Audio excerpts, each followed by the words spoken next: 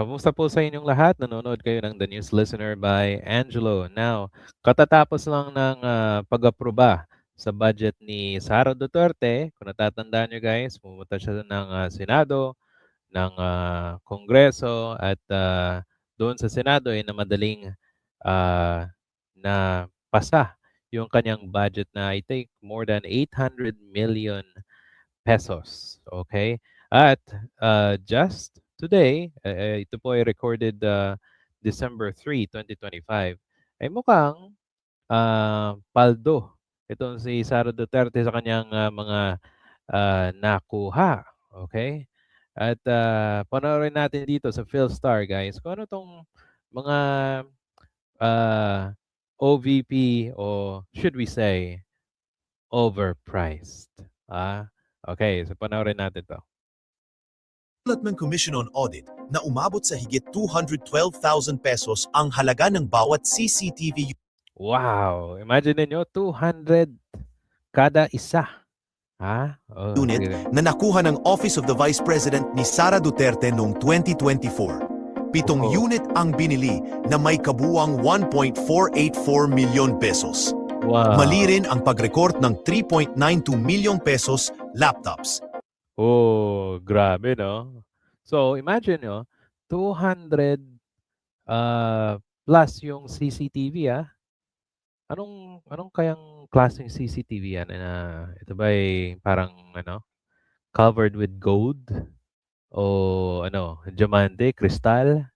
Napaka-ano naman, 'di ba? Napakamahal naman. Tapos yung laptop, ito, mali daw yung pagkakasulat.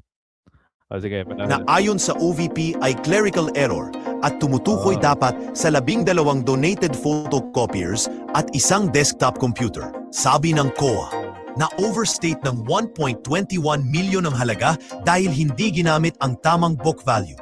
whoop, hindi daw tama yung book value. Inirekomenda ng ahensya na itama ito sa 2025 records.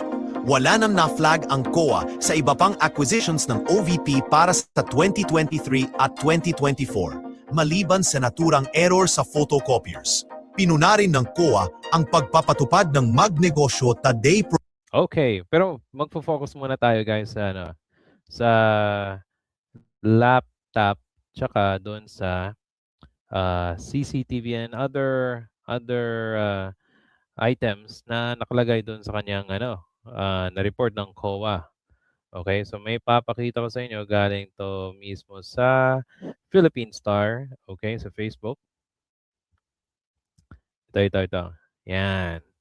So, sabi dito, ito yung the addition acquisition in PPE, 36,851 and 1,856 pesos para sa 2024 to 2023 respectively as follows. So 19 units yung motor vehicles, okay? Imagine it, 26 million. So sino kayang gagamit ng ganyang kahalagang ganyang kalaking ah, pera na para sa isang motor vehicle, okay? So kung i-divide nyo yan guys sa, for example, 26 26 million, divide mo siya sa 19. Let's just say lang, mga ganyan, mga around 1.3 million. Ano kayang motor to? Is it motor ba o sasakyan, 'di ba? Sana meron tayong ano, no, figure, kaso nga lang ito yung total. So, yung nakakalula dito ay yung 13 units of laptop, 'di ba? Na ang ginawa ng opisina ng Vice President natin na napakatalino, napakamabuti, ang supposed to be daw, ano siya, photocopier tsaka desktop. Pero ang nilagay nila sa report nila is 13 units of laptop. So, parang may kina-cover up itong opisina ni Sara Duterte, 'di ba? Pero imagine kung naging totoo yung 300,000 each na laptops, grabe 'di ba? Napaka high-end siguro ng, computer na ginagamit ng mga trabahador ng, Vice President, 'di ba? Kaso nga lang, oh, 'yun, kinorek daw kasi mali daw. Oh, so kung mali, bakit 'yun nilagay in the first place, 'di ba? Oh, so parang may ginagawa ata ano na magic, magic na naman. Tapos yung 7 units of CCTV. Oh, imagine 200,000. So anong equipment, anong klaseng equipment 'to? Ito ba yung pinakamahal na CCTV unit, 'di ba? O ito ba ay, yung sinasabi ng mga DDS ano daw, eh, system daw. Oh, paano natin malalaman, eh, nakalagay lang dito CCTV, 'di ba? O ano pa, yung camera, oh, 8 ano 'yan, 8 units, okey. So kung meron kang camera, 1.1 million, let's just say, i-divide natin sa 8, so magkano? So 137,500 plus. Wow! Sino kaya ang gagamit nito, 'di ba? O ano pa, so 'yan ang mga breakdowns na from 2023 to 2024. Okey, dito pa sa iba. Oh, 'yan.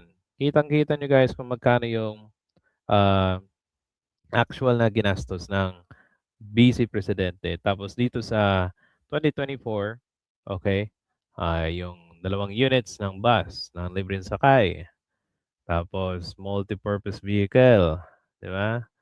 So, tapos 7 CCT system.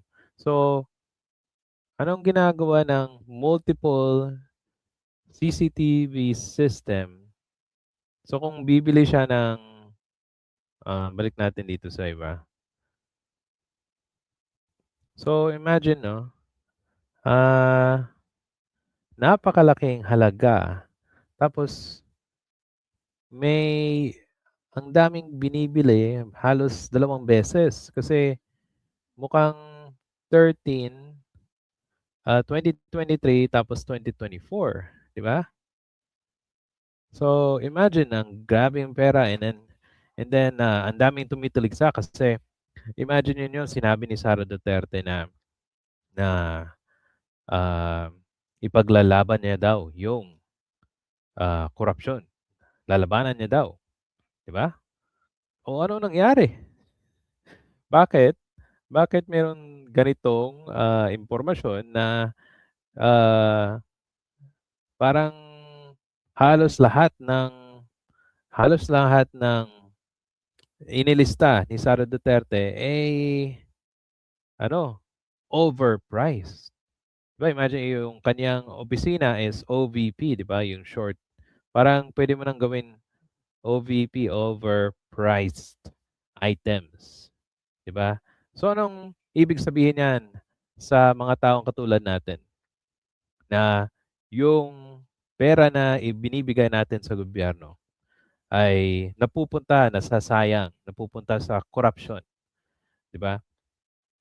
At, hindi man lang ma-explain, hindi man lang ma-itemize yung mga bagay na nakalagay dito, 'di ba?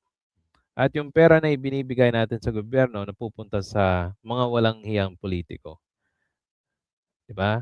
Sayang, eh, kasi hindi 'to yung tamang paggastos. Imagine niyo guys, dun sa units, more than the actual price, 'di ba? Of yung makikita mo talaga sa market, 'di ba? So, napakalayo at tapos meron pa nagsasabi na Duterte pa rin kami. Kumbaga, um, dinodraan ka na sa itsura mo ng, kawalangian, corruption, eh, Duterte pa rin, 'di ba? O sana naman linawan yung mga kababayan natin na nauutot, nabubudol ng mga Duterte. Okay, ito pakita natin guys. Sabi niya, meron tayong video ni Sara Duterte sa Assalamualaikum warahmatullahi wabarakatuh. Ah, Madayaw, ugmayong ito, adlaw ito, ito. kaninyong Sige, tanan. pakinggan natin Magandang araw sa inyo lahat. Ngayong araw, ibabahagi ng Office of the Vice President sa inyo ang naging resulta ng taus-pusong serbisyo. Okay, anyway. So dito na video na to, I think dito niya sinabi na si Sara Duterte ay lalabanan niya. Hindi ko lang makita yung ano eh. Wait, sandali lang. Para naman meron tayong context. Lalabanan ang korupsyon. Okay ba? I think dito natin makikita sa Facebook. Okay, sandali lang. Ito. Ayan. Share natin ito. Assalamualaikum warahmatullahi wabarakatuh. Madayaw. Wait. Napakahaba ng version nito eh. Pero sinabi niya na lalabanan niya daw yung korupsyon at ang kasakiman. Ito. Kuha lang tayo dito sa sa mga nag-post. Lalabanan tayo sa kasakiman. Sara Duterte hits corruption amid scandal plaguing Marcos. O di ba? Parang kung nakaharap si Sara Duterte sa salamin, kahit na sabihin niya sa kanyang sarili na hindi siya korap. Pero yung nasa sa harapan niya ay kumbaga yun ang nakatatak sa kanyang mukha na korap din siya dahil sa mga overpriced budgets, mga ghost projects. At imagine niyo hindi pa natin nakakalimutan yung confidential funds na hindi niya pa ma-explain hanggang ngayon. 'Di ba? Mary Grace Piatos, ano pa, ang daming cheese curls. So, 'di ba? Pakapala na, ganito talaga yung mga politiko eh. Kahit alam na natin na may mga tao alam na makapal ang mukha na nasa harapan na nila yung pangungurakot, eh meron pa ring hindi pa rin nahihiya, 'di ba? Ganoon talaga walang hiya ang mga politikong kurap katulad ni Sara Duterte. So sana sa mga taong naniniwala sa kanila ay magbago na kayo, 'di ba? Panahon na. Kasi noong 2016 nabudol yung Pilipino ng Duterte. O 'di ba? Hanggang ngayon ay 'yun ang ginagawa ng mga Duterte. Ah kung ano man kung ano man yung main issue, eh, yun ang gagawin nila. Ah, kuno sila, anti-corruption. Eh, corrupt din sila, 'di ba? Napakaklaro. So guys, kung meron po kayong comments or suggestions sa ating video, please paki-comment po sa ating comment section. And if nagustuhan niyo po ito, please hit the like and subscribe button. Salamat po sa panonood and I'll see you sa susunod na video.